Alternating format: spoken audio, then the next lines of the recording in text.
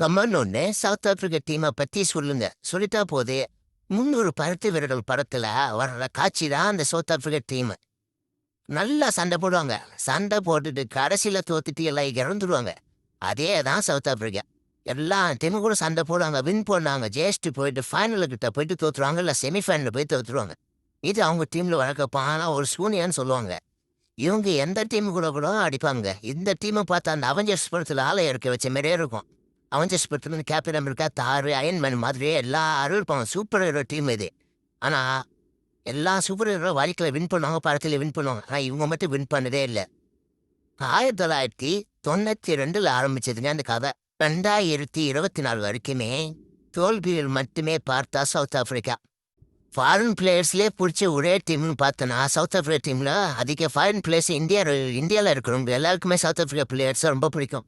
எத்தனை பேருக்கு south Africa team பிடிக்குன்னு கமெண்ட்ல சொல்லிப்போங்க. மறக்காம நம்ம சேனலை சப்ஸ்கிரைப் பண்ணுங்க. அடுத்து எந்த டீமை பற்றி எந்த பிளேயரை பற்றி பேசலான்னு கமெண்ட்ல சொல்லிப்போங்க. நன்றி, வணக்கம்.